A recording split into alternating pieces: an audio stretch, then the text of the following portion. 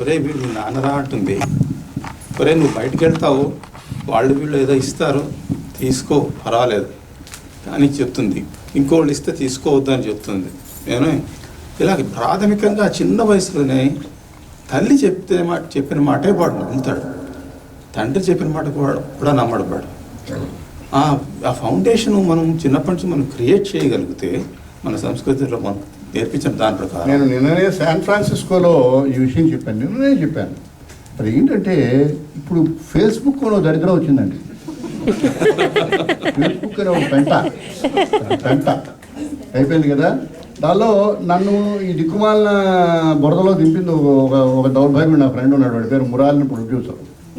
వాడేదో నా గురించి రాశాను, నువ్వు చదవాలయ్యా అని. ఏం చేయాలంటే ఇదేదో ఈ నెంబర్ నొక్కమని నొక్కా. రోజు 100 మంది నాకు చేయని. అది చండాలం, ఎంత చండాలం అంటే ఇప్పుడే నేను పళ్ళు తోవుకున్నాను, కాఫీ కోసం చుట్టూ వెతుకుతున్నాను, టీ కనిపించింది, ఎందుకు ఈ దేశం ఇలా అయిపోయింది అని వాడు. మీ దేశం ఇప్పుడు ఇలా అయిపోయింది కానీ వాల్టిన్తో నా దేశము అలాగే అయిపోయింది నీకు. ఏమంటే it is very easy to gossip, very easy to criticise a man, very easy to talk cheap about persons. అప్పుడు ఆ మాట చెప్పాను.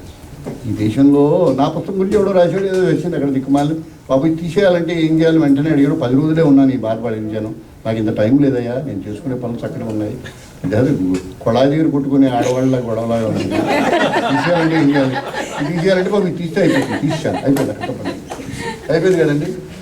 ఇప్పుడు ఆయన చెప్పిన దానికి వస్తాను. మీరు ఎవరినైనా విమర్శించాలనుకుంటే ఫేస్బుక్, మీ దగ్గర కంప్యూటర్ ఉంది కనుక, మీకు దిక్కుమాల బ్రెయిన్ ఉంది కనుక, మీరు ఏ పంట రాసినా దానిలో చెల్లుతుంది కనుక, పేడ తీసి మోహన్ రాసుకుంటాను ఎవడైనా అన్నాడు అనుకుంటే మనకేం పర్వాలేదు, వాడి సంతోషం బాగుంది, వాడి సంస్కారం మనకు అర్థమవుతుంది. కానీ నిజమైన విమర్శ చేయాలనుకుంటే అది విమర్శే అయితే ఆ విమర్శ చేయడానికి మొదట అర్హత ఏంటంటే ఎవరి మీదైతే మీరు విమర్శ చేస్తున్నారో ఆ వ్యక్తిని మీరు ప్రేమిస్తున్నారు, ఆ వ్యక్తిని మీరు గౌరవిస్తున్నారు, మీరు విమర్శించే ఆ రచన ఆ కృషో చాలా విలువైనది, ఆ విలువైన దానిలో ఇది ఒక లోపం ఉన్నది అని చెప్పినప్పుడు చేరుతుంది. దానికి ఉదాహరణ చాలా బ్రాడ్ ఉదాహరణ తల్లిని చెప్పారు. ఆ పని చేయకురా అని తల్లి అంటే చక్కగా వింటాడు. ఎందుకంటే తల్లి పుట్టినప్పటి నుంచి ప్రేమ అనే జ్ఞాపకాన్ని, ఒక వ్యూహాన్ని ఆ కుర్రాడు చుట్టూ పరిచింది. ఆ పని అలా చేయకోయ్ అని పక్కింటే అనడానికి నువ్వెవడు అని తండ్రి అయినా అనొచ్చు, కుర్రాడికి కూడా అనొచ్చు. So the basic norm for a man either to review or criticize a work of art, even if it is anything, even irresponsibly, is to prove that you are committed to that work, that you have enough knowledge in that work, that you are trying to improve the creativity of the work. A criticism should not kill the creator nor its creativity. మీకు చిన్న ఉదాహరణ చెప్తా. 52 ఏళ్ల కింద ఒక ఆవిడ కాటికి సరిగ్గా పెట్టుకోలేదు. ఎందుకు పెట్టుకోలేదు, కాటికి ఎందుకు ఎలా పెట్టుకున్నావు అని అంట. నేను నాకు గుర్తులేదు. 52 ఏళ్ళు ఆవిడ కాటికి పెట్టుకోలేదు. ఆవిడ నా పెళ్ళం. మంచిప్పుడు కాటికి పెట్టుకుంటే బాగుంది కదా, ఇలా ఎందుకు పెట్టుకోలేదని మీరు పెట్టుకోవద్దన్నారు. అప్పటి నుంచి నేను పెట్టుకోలేదండి. మన్రో స్టాచ్యూ ఒకటి ఉంది, ఎప్పుడైనా మీరు మెడ్రాస్ వెళ్తే చూడండి. ఆ స్టాచ్యూ దగ్గర, ఆ స్టాచ్యూని ఇనాగ్రేట్ చేసినప్పుడు చాలా అద్భుతమైన స్టాచ్యూ మీరు వెళ్ళి చూడాలి. సెంట్రల్ స్టేషన్ నుంచి వెళ్ళడం మర్నో స్టాచ్యూ ఎక్కడ ఉందో మారుతిరాజు చెప్పాడని వెళ్ళి చూడండి, అక్కడ నిలబడండి. ఇప్పటికీ దాన్ని డిస్ప్లేకి పెట్టినప్పుడు స్కల్ప్టర్ నిలబడి చాలా గర్వంగా నిలబడినంత గొప్పగా స్కల్ప్టర్ చేశాడు. అందరూ వచ్చి చూస్తుంటే తండ్రి కొడుకు నిలబడి ఉన్నట్టు. ఆ కొడుకు నిలబడి what stupid thing is this అన్నట్టు. Father what you mean it's great stupid. అతను ఒక గుర్రం మీద కూర్చునే ఒక రౌతుని తయారు చేశాడు. గుర్రం మీద కూర్చునే రౌతుకి ఉండాల్సిన బేసిక్ థింగ్ స్టర్రప్స్ ఉండాలి. వాడికి స్టర్రప్స్ లేవేంటి? అంత బేసిక్ ఆలోచన కూడా ఆ స్కల్ప్టర్ లేదా పిచ్చమండా కొడుకు అన్నట్ట. And that sculptor committed suicide. 52 ఏళ్ళు ఒక అమ్మాయి నష్టపోగలిగే అభిరుచులు అని కామెంట్ చేసిన నా కామెంటు ఫలితము నిజమైన విమర్శ చేయగలిగిన ఒక పసికుర్రాడి విమర్శ ఒక జీవితాన్ని ముగించిన ఫలితము. జ్ఞాపకం ఉంచుకుంటే ఫేస్బుక్లో దిక్కుమాల కబుర్లు చెప్పుకొని వెళ్తారు. మీకు అర్థమవుతుంది కదా. నన్ను ఇంకో చిన్న సరదాగా కథ చెప్తా. మీరు ఇంకా ప్రశ్నలు వేయండి, లేకపోతే ఆపుతాను నేను. చిత్తూరులో నాకు ఇంకా అప్పుడే పెళ్ళైంది కొత్తగా. విశ్వనాథ సత్యనారాయణ గారు ఊళ్ళో వచ్చారు. ఆయన అప్పుడే ఎందుకో ఆయన కిన్నెరసాని పాటల మీద ఆరుద్ర గారు ఎవరు విమర్శించారట, పిప్పర్మెంట్ పాకల్లో ఉందని. ఇది సత్యనారాయణ గారు తిట్టకపోతేనే నలుగురిని తిడతాడు. తెలుగు సాహిత్యంలో దిశనాహంకారం ఉన్న మహానుభావుడు ఎవరైనా ఉన్నాడంటే ఆయన విశ్వనాథ సత్యనారాయణ. ఆయన ఈ రామాయణకి అపరోక్షం రాస్తూ పీఠిలోనే రాశాడు. అలా నన్నయ్యకు లేదు తిక్కనకు లేదా భాగ్యము అస్మాదృషుందు అలగుస్వాదు రసావతార దిశనాహంకార దోహల దిశనాహంకారం అంటారు. అంటే సామర్థ్యంతో వచ్చిన అహంకారం గొప్పది. If Isaac Newton says that this is right, I'm only the man who can say it, yes sir అని అనాలి మనం. అంతకంటే ఏం అనలేము, ఎందుకంటే నేను నిజంగా చెప్తున్నాడు. అయిపోతే ఆ రోజు మంచి కోపం మీద వచ్చాడు. మున్సిపల్ స్కూల్లో ఉపన్యాసం జరుగుతోంది. నేను మల్లాది వసుంధర, రామచంద్ర శాస్త్రి గారు, గుంటూరు శేషన్ శర్మ గారు మేము కూర్చున్నాం. గుంటూరు శేషన్ శర్మ గారు నేను రాసిన మొదటి నవల ఇచ్చాను. నేను రాసిన మొదటి నవల నాకు 19 ఏళ్ళు అప్పుడు, గుర్తు 21 ఏళ్ళు అయినప్పుడు, అప్పుడే పెళ్ళైనా 20 కూర్చుంటే ఆ నవల ఇలా తిప్పినట్టున్నాడు సత్యనారాయణ గారు. తిప్పి ఆయన అందరినీ తిడుతూ మాట్లాడుతూ నాకు ఛాన్స్ వచ్చింది. ఇందాక మధ్యాహ్నం పుస్తకం చదివాను, ఆకాశంలో ఉన్న నక్షత్రాలని మరో ప్రపంచంలో ఎగిరిపోతాయని రాశాడు ఎవడో కుర్రముండా కొడుకు. ఎలా ఎగిరిపోతాయి, ఎక్కడికి ఎగిరిపోతాయి అని ఏదో అన్నాడు. వీళ్ళు నలుగురు కొంచెం కాన్షియస్ అయ్యారు. నాకు తెలుస్తుంది నేను రాశాను. వీళ్ళు చూశారు, కొంచెం సగం చూశారు. వీళ్ళు కాన్షియస్ కొంచెం ఇబ్బంది పడ్డారు. ఎందుకంటే తిడుతున్నవాడు పక్కనే ఉన్నాడు, తిట్టు తినేవాడు పక్కనే ఉన్నాడు, ఎక్కడ ఉన్నాడు. అయిపోయింది. చిన్న నవ్వుకున్నారు. అది అయిపోయింది. రాత్రి మల్లాది వసుంధరావు చెప్పుంటారు మాస్టర్ గారికి, మీరు ఆ కుర్రాన్ని తిట్టారండి పాపం అసలు. ఆయన ఏమనుకున్నాడో తెలియదు. మర్నాడు గుంటూరు శేషన్ గారి ఇంట్లో లంచ్ పెట్టారు. మేమందరం ఉన్నాం. ఇప్పుడు బహుశా పురిటికి వెళ్ళినట్టు అనుకుంటాను. ఈ ప్రసంగ పాఠం పెట్టారు. ఈ ప్రసంగ పాఠం పెడితే పాట వస్తుంది. ప్రసంగ పాఠంలో నన్ను తిట్టిన అంశం ఎక్కడ వస్తుందో ఇప్పుడు అందరికీ తెలుస్తోంది. నిన్నైతే అప్పుడు తిట్టాకే తెలిసింది, ఇప్పుడు తిట్టడం తెలుస్తోంది. నేను ఆయన పక్కన కూర్చొని ఉన్నా. రాత్రి ఆయన విన్నాడు ఈ విషయం. నన్ను తిట్టడం వచ్చింది. ఎక్కడ పడుతుంది ఈ ఉండకూడదు అన్నాడు వీడు. నన్ను చూసి మిమ్మల్ని తిట్టానా అంటే 2013లో హూస్టన్లో నేను చేయబోయే పని ఆ రోజునే చెప్పాను. నేను చాలా కాలం బతుకుతాను, నన్ను విశ్వనాథ సత్యనారాయణ గారు తిట్టారన్న విషయాన్ని నేను అప్పుడు చెప్పుకుంటూ ఉంటాను. నన్ను ఇష్టం చేస్తున్నాను. నేను ఆ మాట మీద నిలబడ్డా. నేను ఈ మాట అనగానే దట్ గ్రేట్ మ్యాన్ అన్చారిటబుల్ విమర్శ ఒకటి చేశాడు, చెయ్యక్కర్లేని విమర్శ ఒకటి చేశాడు. చెయ్యడం వల్ల ఒక వ్యక్తిని నొప్పించాడు, ఒక కుర్రవాడి మనసు బాధ పెట్టాడు.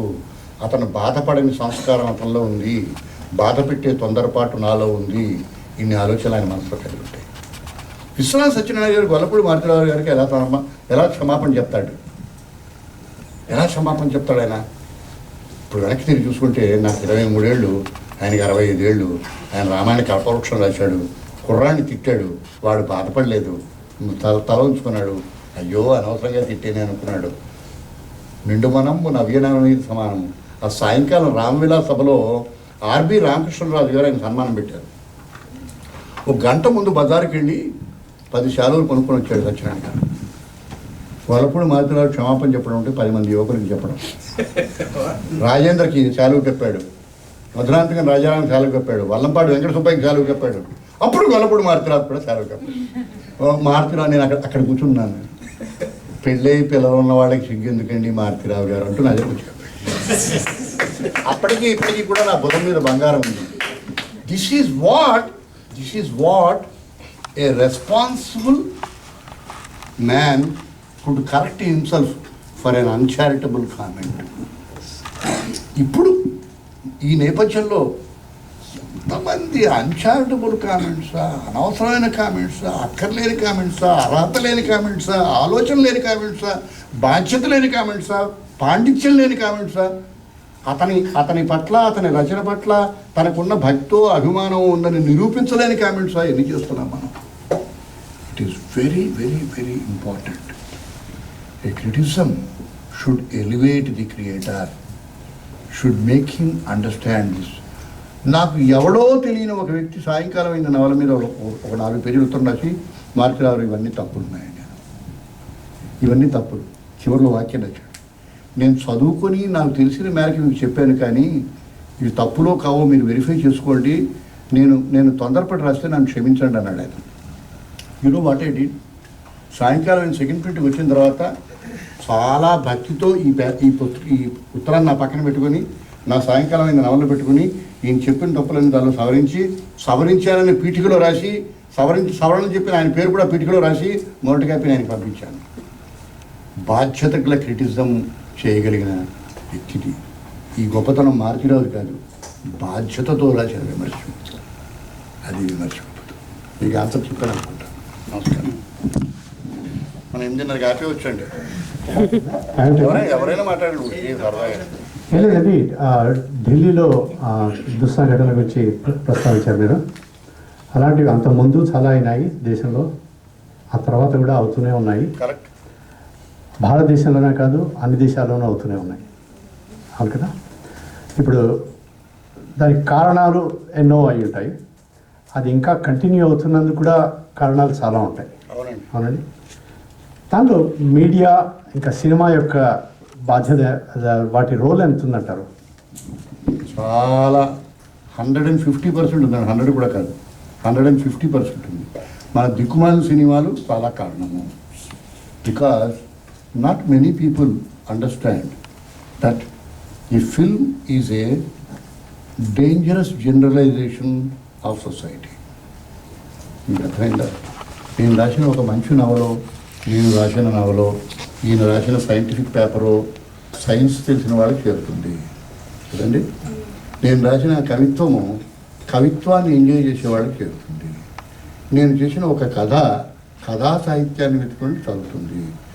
నాన్ డినామినేషనల్ ఆడియన్స్ కూడా కొందరికి చేరవచ్చు. కానీ cinema is a safe generalisation of a media.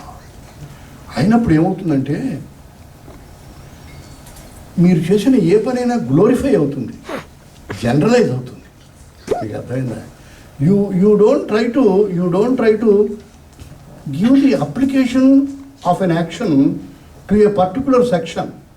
You generalise. And then whatever is done on the screen will gain a focus.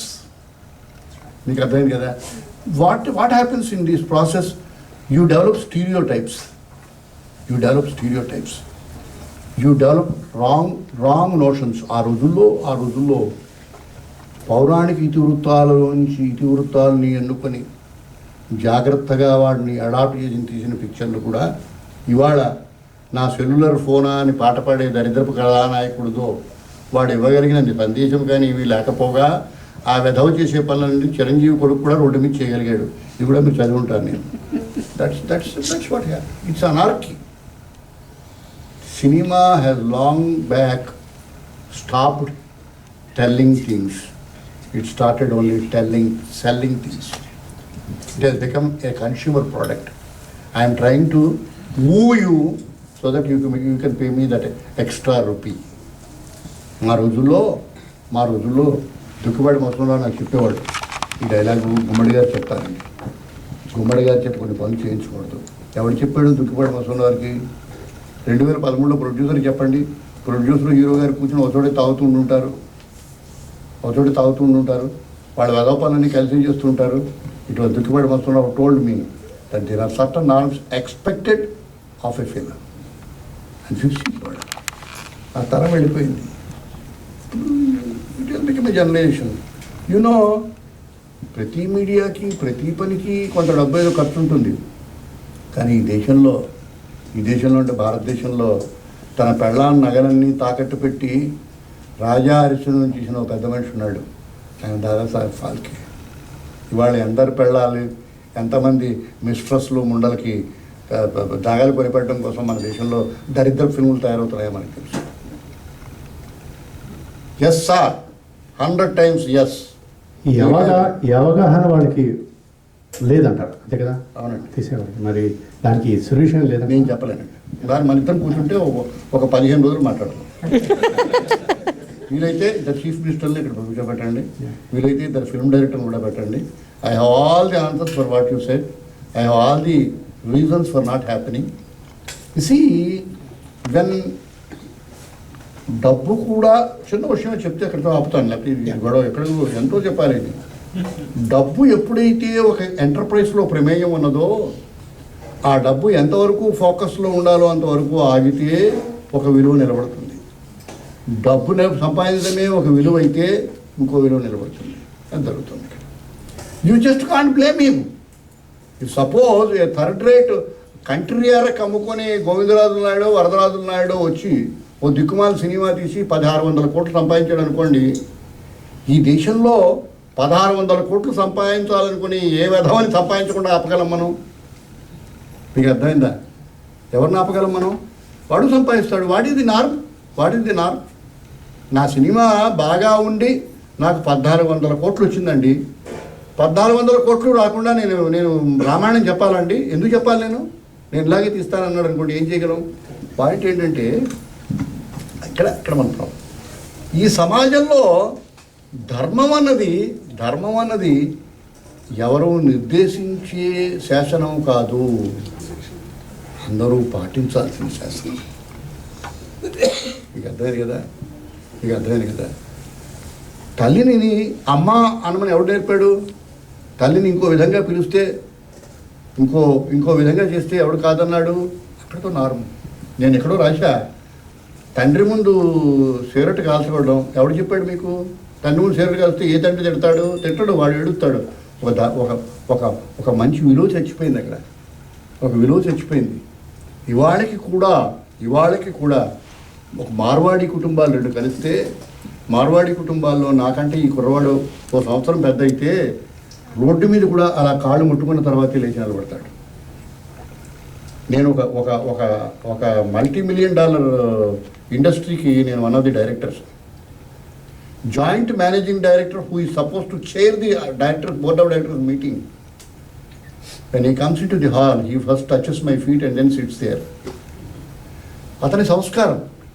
So ధర్మం అన్నది ఉందని చూసారండి, మనం పాటించే ఒక విలువ, నిర్దేశించే విలువ కాదు. శాసనం నిర్దేశించే విలువ. శాసనం చేసేవాడు, వ్యాపారం చేసేవాడు ధర్మాన్ని వదులుకుంటే మనం ఏమి చేయలేము. వాళ్ళిద్దరినీ వదులుకునే శక్తి మనకి ఏమైనా ఉంటే అది లేదు. మన దాని పేరు డెమోక్రసీ. కాదు, మీరు అన్న మాట కరెక్టే. సినిమాలు తీసేవాళ్ళు పాపులర్ మీడియాని యూజ్ చేసుకుని ప్రజలు కరప్ట్ చేస్తున్నారు అంటలేదు, కరప్ట్ అవుతుంది అంటున్నాను. ఏదో అంటలేదు, నేను కూడా యాక్ట్ చేస్తాను, అలా పిక్చర్లు తీస్తున్నాను. సినిమాలు తీసేవాళ్ళు అంటే ప్రొడ్యూసర్లు, డైరెక్టర్లు, యాక్టర్లు, సాంకేతికులు అందరూ కలుపుకుని, రచయితలు, సాంకేతికులు అందరూ కలుపుకుని కొన్ని లక్షల మంది ఉంటారు. ప్రజలు కొన్ని కోట్ల మంది. ప్రతివాడు కస్టోడియన్ ధర్మానికి. ఒక్క సినిమా వాళ్ళని ఎందుకు కస్టోడియన్స్ చేయాలి మనం? వాళ్ళు ఆలోచిస్తున్నారు సినిమా వాళ్ళు.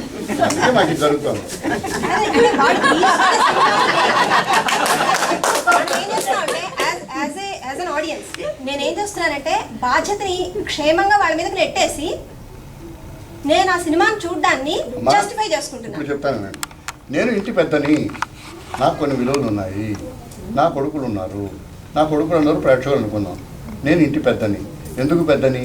నా మాట వినిపిస్తుంది కనుక, నా అధికారం చెల్లుతుంది కనుక, నేను అన్నం పెడుతున్నాను కనుక, నేను పెట్టకపోతే వాళ్ళకి ఇంతవరకు గత్యంతరం లేదు కనుక. ఇది కదండి. నేనే తాగొచ్చి రోజు పడుకున్నాను అనుకోండి, 2 రోజులు కొడతాడు, 3 రోజులు వాడు చెప్పు తీసి కొడతాడు కదా. అది చెప్పు తీసి కొట్టడం అంటే ఢిల్లీలో దరిద్రం జరగడం అన్నమాట. మీకు అర్థమైంది కదా. So the station to which somebody belongs, who can say or whose say will be felt by the entire community, has a responsibility. If he doesn't feel that responsibility, you will have a coal gate, you will have Kodikumal gate, you will have a TG, you will have Commonwealth Games, you have Telgi scam, you have Parik scam. నేను cinema వాళ్ళది వాళ్ళ దోషం లేదు, వాళ్ళు చాలా మంచివాడు అనట్లేదు. నేను అంటే పార్ట్నర్స్, చూసేవాడు దానిలో పార్ట్నర్స్ అంటున్నాడు. ఎందుకు కాదు? ఏమండి, నాకు స్కాచ్ పాలు ఇచ్చారనుకోండి, ఎంతమంది అవుతారు చెప్పండి? ఇక్కడ కామకోటి పీఠాధిపతి గారి మీటింగు, ఇంకెవరు చాలా దరిద్రంగా డ్యాన్స్ చేసే అమ్మాయి పేరు ఏమని చెప్పండి, జయమాలని డ్యాన్స్ పెట్టారనుకోండి, ఎంతమంది అవుతారు? అంటే ఏం చేయాలి మరి మనం? అమ్మా అది తర్వాత మళ్ళీ మన ఇద్దరం చాలాసేపు కూర్చొని మాట్లాడుకున్నాం వేరేగా. ఇప్పటికి చెప్పే విషయం ఏంటంటే there is certain permissiveness in the values that gate crash into the drawing room. There are certain values which has to be assessed to be able to be imbibed. మీకు అర్థమైందా? అవి ఎప్పుడు దూరంగానే ఉంటాయి. మీ అమ్మని గౌరవించడం అన్నది మీ విలువను బట్టి కూడా ఉంటుంది. సరే, మీ అధికారిని గౌరవించడం మీ పర్టికులర్ విలువ. మీ అమ్మ గౌరవించకపోవచ్చు, ఎవడేవాడు ఎందుకుంట ఈవిడికి ఆ విలువతో సంబంధం లేదు. నీకు అర్థమైందా? ప్రొడ్యూసర్కి మీ విలువతో సంబంధం లేదు. అంతవరకు చెప్పండి సార్, చెప్పండి. నాకు తోచింది చెప్తున్నాను, నేను గొప్పవాడిగా ఇక్కడ కూర్చున్నాను కనుక. సో అంటే మన పాత విలువల గురించి వాటి గొప్పతనం గురించి చెప్పారు. అందరూ డెఫినెట్గా అందరూ నమ్మాల్సింది, కరెక్ట్గా వస్తుంది. కానీ ఈ పరిస్థితుల్లో ప్రస్తుత కాలంలో కూడా మంచి వాళ్ళు ఉన్నాయా? ఎందుకు లేవండి? అవి కొన్ని చెప్పుకుంటే అవి కూడా బాగుంటుంది. ఏం చెప్పంటారు? Happy about those things. ఇప్పుడున్న కాలంలో ఉన్న మంచి విలువలు, అమ్మా ఇప్పుడున్న కాలంలో ఉన్న మంచి విలువలు కూడా కొన్ని చెప్పుకుంటే బాగుంటుంది. తప్పకుండా ఉంటాయమ్మా, తప్పకుండా ఉంటాయి. ప్రతి వాళ్ళ కాలంలోని కొన్ని విలువలు ఉంటాయి. ఇప్పుడు మీరు స్లాక్ వేసుకున్నారు, అది మంచి విలువ, మాకేం ఇబ్బంది లేదు. మీ నాన్నగారు వేసుకుని ఉండరు, మీ తాతగారు స్లాక్ అంటే ఏమిటో తెలిసి ఉండదు. మన జీవనాన్ని మన జీవించే ధోరణిని మనని ఇన్స్పైర్ చేసి ఆ మేరకి మనని ఎలివేట్ చేసే ఏ నార్మ్ అయినా వాంఛనీయమే, అనుసరణీయమే. There are two planes. One plane influences our life to make it that much more comfortable. If you don't elevate, you are a fool. మీకు అర్థమైంది కదా? But there is a different plane which influences the values of your community, of your generation. Those are the values which you cannot compromise. మీకు అర్థమైంది కదా? చాలా important, చాలా important. ఉంటాయి తప్పకుండా, ఎంతో కొంత మంచి విలువ లేకపోతే మనం ఇవాళ కూడా జీవించలేము. బట్ ఎక్కువ దరిద్ర పిల్లలను డామినేట్ చేస్తున్నాయని సుదేష్ గారు అంటున్నారు. జిల్లాలు వేస్తే మన పేపర్ కనిపిస్తున్నాయి. ప్రైమ్ మినిస్టర్ గారు ఎందుకు మాట్లాడు? 3,500 కోట్లు దొంగతనం చేస్తే మన దరిద్రం ఆ ప్రైమ్ మినిస్టర్ ఉండవు. నీకు అర్థమైంది కదా? ఎన్ని చెప్పగలను?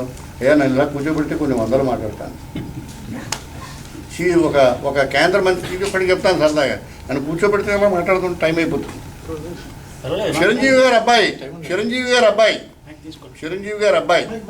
ఎందుకని అందరికీ వినిపిస్తున్నారు కొద్దిగా. చిరంజీవి గారు అబ్బాయి రోడ్డు మీద వెళుతూ ఆయన తెలిసిన కారణానికో ఏ కారణానికో ఇద్దరిని ఆపి రోడ్డు మధ్యలోనే కారు, మీరు చదువుంటారని నేను అనుకుంటున్నాను, రోడ్డు మధ్యలోనే కారు ఆపి ఎందుకు తమను కొడుతున్నారో కూడా తెలియకుండా కొట్టేవాళ్ళని పిలిపించి, కొట్టేవాళ్ళు వచ్చేదాకా ఇతను కూడా వెయిట్ చేసి కొన్ని వందల మంది అటు ఇటు వెళుతూ ఉండగా వాళ్ళని కొట్టించి వాడి చొక్కా కూడా చిరిగిపోయిన తర్వాత వాడిని హాస్పిటల్ కూడా తీసుకెళ్లేదాకా కొట్టి అని వెళ్ళిపోయాడు. The case was never registered. Why? It was never a case. ఎందుకు జరగలేదు? ఇది నా కాలం. నెక్స్ట్ వీక్ వచ్చే కాలం. నీకు అర్థమైందా? మొన్న మేము మౌంట్ శాస్తాకి వెళ్తున్నాం, మా ఫ్రెండ్ తీసుకెళ్తున్నాడు. ఉన్నట్టుండే ఆయన ఎవరి పోలీసులు వచ్చారు, మీ చేతులు మీద పెట్టి జాతరకు కూర్చోండి, కదలొద్దు అన్నాడు ఆయన. ఒక పోలీసు వచ్చాడు ఆయన. ఈ పోలీసులు మనం చూడలేదుగా ఇప్పుడు, నేను కొత్త చూడ ఇంత దగ్గరగా. Your driving licence and registration sir ఏదో అడిగాడు. సార్ ఎక్కడ తీసుకోలేదు, తీసుకున్నాడు. వెనక చిన్న పసిబిడ్డ కూడా ఉంది. Whose car is this? My wife's car. Where is the insurance? Yes sir, just wait sir. వెళ్ళాడు, తీసుకొచ్చాడు. నువ్వు 87 మైళ్ళు వెళ్తున్నావు బాబు, నువ్వు అంత వెళ్ళకూడదు, 75 మైళ్ళే వెళ్ళాలి కదా అన్నాడు. సరే అన్నాడు. 87 మైళ్ళు వెళ్తున్నానయ్యా. మంత్రి గారు కొడుకైతే ఏం చేస్తాడు? నీ కళ్ళు ఎత్తికెక్కాయా? ఎవడా నువ్వు? సార్ నా కొడక, ఎవడు మంత్రి గారు అబ్బాయి, మీరు వెళ్ళండి సార్ నమస్కారం అంటాం కదా. మరి జరగదే. ఆయన చీటీ ఇచ్చాడు, sir you have a baby in the car, take care, go correctly, thank you very much. Thank you అన్నాడు ఇతను కూడాను. ఈయన థ్యాంక్ యూ అన్నాడు, తప్పు చేశాడు. ఆయన థ్యాంక్ యూ అన్నాడు, నువ్వు తప్పు చేశావని చెప్పాడు. ఆయన తప్పుకు శిక్ష చెప్పాడు, ఈయన శిక్షను కూడా థ్యాంక్ యూ అని ఒప్పుకున్నాడు. వీళ్ళిద్దరూ విడిపోయారు. నువ్వు చెప్పవేమిరా అంటే, చెప్తే ఏం జరగదు సార్, కోర్టుకు వెళ్ళాలి, నేను డబ్బు కట్టేస్తా అన్నాడు. Why this is not happening in India? ఎందుకంటే వీడిని క్వశ్చన్ చేసే ఇంటిగ్రిటీ పోలీసుకు లేదు. ఎందుకు లేదు అంటే చిరంజీవి కొడుకుని ఆపగలిగే ఇది ధైర్యం ఏ పోలీస్ ఆఫీసర్ ఉంటుంది? ఉంది వాడికి. కొల్లపూడి మారుతానే గొప్ప పోలీస్ ఆఫీసర్ ఉన్నాడు, నేను కేసు పెట్టాను. నెక్స్ట్ ఏం జరుగుతుంది? సి రామచంద్రయ్య, వెంకటరామయ్య, ఇంకోడు ప్రజారాజ్యం పార్టీ వాళ్ళు నలుగురు చిన్న స్టేట్మెంట్ ఒకటి ఇస్తారు. ఎవడరా పోలీస్ ఇన్స్పెక్టర్, ఎవడా లంజవాడు, ఫోన్ చేయండి, ఇప్పుడు ఫోన్ చేయి, గుర్తుందా లేదా నీకు, ఎవరనుకుంటున్నా అతను? అది కాదు సార్, వాడు వెళ్ళి అపాలజీ చెప్పు. నేను చెప్పను సార్, అయిపోయింది. నెక్స్ట్ ఏం జరుగుతుంది మనం అనుకుందాం. వీడికి ట్రాన్స్ఫర్ చేస్తారు, వీడికి ప్రమోషన్ కట్ అవుతుంది, వీడి ఆఫీసర్ చెప్తాడు, వీడి కొడుకు చదివిపోతుంది, వీడు రేపు రెంట చింతలు వేస్తారు, వాడి పెళ్ళడానికి మనమే వైద్యం చేయించుకున్నాడు ఆస్తమా, ఈ రెండింటికి నుంచి ఇంకోటి ఉంది, ప్రతిరోజు 200 రూపాయలు గిట్టుబాటు అవుతున్నాయి హైదరాబాద్లో అవినీతికి. నాకెందుకు ఈ దిక్కుమాల గొడవ? మినిస్టర్ గారి కొడుకు చేసిన వ్యధోపానికి నేనెందుకు మధ్యలో పడ్డాం? పక్కనున్న పోలీస్ ఆఫీసర్ నన్ను సమర్థించడు, మా ఆఫీసర్ గారు నన్ను మెచ్చుకోడు, నా పిల్ల చెడిపోతుంది, నా ఉద్యోగం చెడిపోతుంది, నా పిల్ల కట్నాన్ని రోజు అవినీతిగా నేను సంపాదిస్తున్నాను, నేను ఈ పని చేయను. అప్పుడు నా పక్కన కూర్చున్నావిడ మా మిత్రుడు పెళ్ళాం, రఘుమాలది పెళ్ళాం, నాతో చెప్పింది, ఏమండి ఒకసారి ఒక అమ్మాయి నా పెట్టావు పోలీస్ ఆఫీసర్. అప్పుడు నేను ఎవరో తెలుసా అంటే, సరిగ్గా తెలుగు అమ్మాయిలాగా, మన తెలుగులో చక్కగా ఎవరన్నా అలాగే అంటారు కదా, నువ్వెవరో చెప్పే ముందు కొన్ని పనులు నువ్వు చేయమ్మా, మన డ్రైవింగ్ లైసెన్స్ ఇయ్యన్నాడు. చెప్పి వింటాను నేను, first give me your driving license, your insurance, blah blah blah అయిపోయింది. Now tell me who you are. I'm president George Bush daughter అందిట. సాధారణంగా చూడమ్మా, ఇలాంటి వెదవపని చేసిన నేను $200 జరిమానా వేస్తాం, you must be more responsible than anybody else, కనుక I'm adding another $50 go correctly. సిఎన్ఎన్లోని దీనిలోని దానిలోని కూడా ఇవన్నీ ఇతన్ని చాలా మహానుభావుడిని కీర్తించేట. ఏ మహానుభావుడినైనా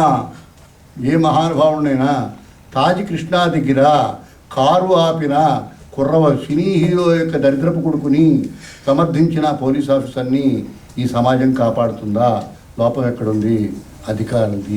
అధికారుల లోపాన్ని ధైర్యంగా సమర్థించలేని అధికారాన్ని ఇట్స్ ఎ విషస్ సర్కిల్. ధర్మాన్ని కాపాడే నిజాయితీ, ధర్మాన్ని కాపాడవలసిన చిత్తశుద్ధి అక్కడి నుంచి కూడా ప్రారంభం కావాలి. If my father is corrupt, I have no reason to feel sad about it, because I will follow it. యద్యదాచరతి శ్రేష్ఠ తత్తదేవేతో జనక. చాలండి, నమస్కారం, సంతోషం. క్వశ్చన్ చాలు నాకు. మీరు విధి తద్దినం పెట్టుట, దేవుడికి ప్రార్థించుట, ఒట్టు పెట్టుకొనుట, వీటన్నింటినీ మీరు క్వశ్చన్ చేశారంటే నేను మీతో పాటు క్వశ్చన్ చేస్తా. వీటి వెనకనున్న సిద్ధాంతాలలో గంభీరమైన నిజాయితీ కానీ, అర్థము కానీ, అంతరార్థము కానీ, విశ్వాసంలో ఉన్న విలువ కానీ ఏమైనా ఉన్నదని మీరు భావిస్తే ఆ మేరకు దానిలో ఉపయోగం ఉన్నది, లేదా మీరు విధిని నమ్మొద్దు. కానీ అంటున్నారంటే ఇదిలా జరగవలసిన నిర్ధారించబడిపోయింది, ఆల్రెడీ క్వీడిస్టాండ్ అంటే అవన్నీ నేను చెప్పను, అవన్నీ మీకు చెప్పను నేను నా పని కాదు అది, దట్స్ నాట్ మై జాబ్. ఇంకో చిన్న విషయం చెప్తాను, మీరు మాట అడిగారు కనుక ఒక చిన్న విషయం చెప్పి ముగిస్తాను. మీరేంటి అడుగుతున్నా, మీరేం అడుగుతారు? ఇంకో ప్రశ్న. నేను మురారి పిక్చర్లో ఒక జ్యోతిషం గురించి ఒక professor, head of the department of జ్యోతిషం ఆఫ్ అంబేద్కర్ యూనివర్సిటీ నాతో పనిచేస్తాడు. పెద్ద గడ్డ పెట్టుకుని ధర్మ సందేహాలు చెప్తుంటాడు ఇప్పుడు కూడాను. ఆయన నేను పనిచేసినప్పుడు నేను సరిగ్గా ఈయన ప్రశ్న అడిగాను, విధి పొరిడెస్టైన్డ్ అంటుంటారు కదా అండి, మీరేం దిగుతారో నేను అడిగాను, జ్యోతిషం ఎందుకని. ఆయన మాట చెప్పాడు, ఆయన చాలా గొప్ప మాట చెప్పాడు, చాలా గొప్ప మాట, వినండి జాగ్రత్తగా. మనకి నార్మ్స్ యొక్క సిగ్నిఫికెన్స్ చచ్చిపోయింది రవి గారు. అందువల్ల మనం క్వశ్చన్ చేయడానికి చాలా సులువుగా కనిపిస్తాయి. మీరు చెప్పినప్పుడు చాలామంది నవ్వుతూ ఉంటారు, నాకు చాలా బాధగా ఉంది. ఎందుకంటే ఆయన అన్నాడు, జ్యోతిషం ఎందుకు అవసరం అంటే జ్యోతిషం ఎసెన్షియల్లీ వైద్యంతో సంబంధం ఉన్నదిట. జాగ్రత్తగా దీన్ని అసెస్ చేయండి. మొదట ఈయన వైద్యం కోసం నా దగ్గరికి వస్తే, ఈయన ఈ వైద్యం ద్వారా బాగుపడతాడా లేడా అన్న విషయాన్ని నేను వెనక్కి ముందుకు వెళ్ళి చూస్తా అంట. చూడడంలో ఉద్దేశం ఏంటంటే, ఈయన జీవన విధానము, ఈయన శైలి, ఈయన జీవించడము, అలా బతకడం వల్ల ఎంత టైం పడుతుంది ఈయన బాగుపడడానికి, ఇవన్నీ ప్రిడిస్టింగ్ చేసేవి జ్యోతిషం అంట. మీకు అర్థమైంది కదా? అప్పుడు వైద్యం చేస్తారు. ఇది మీ డాక్టర్ కూడా చేస్తాడు. ఆ రోజుల్లో జ్యోతిషం చేసింది మనం నమ్మితే. నమస్కారం. తర్వాత మీరు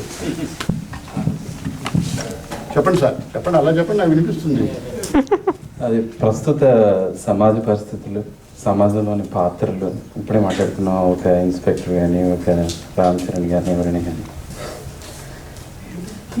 ఈ పరిస్థితులన్నిటికీ అండ్ ఫ్యూచర్లో రాబోయే సమాజానికి కూడా బాధ్యత ఎవరంటారు? సమాజమే బాధ్యత అంటారా, లేకపోతే మన ఇంటి నుంచి, లేకపోతే మన గురువుల దగ్గర నుంచి మనం నేర్చుకోవాల్సిన దాంట్లో ఏదైనా తప్పు జరుగుతుంది? అన్నీ జరుగుతున్నాయండి, అన్నీ జరుగుతున్నాయి. It's community effect.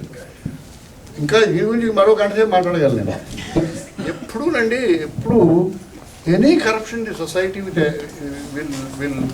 Will stop at the individual. Individual దాంతో ఫైట్ చేయలేకపోతే, ఫైట్ చేసే శక్తి లేకపోతే, ఎందుకు ఫైట్ చేయాలని ఐరాస్యం వస్తే, ఫైట్ చేయడం వల్ల లాభం లేదనుకుంటే, ఫైట్ చేసేవాడు తను కష్టపడతాడనుకుంటే, తన కుటుంబాన్ని బాధపెడతాడనుకుంటే జరగదు.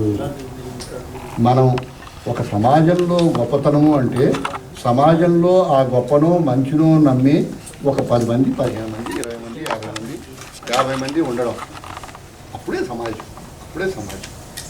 మన అందరికీ at our individual level we have responsibility to desire to conduct hour selves, and that is a society. మీకు అర్థమైంది కదా?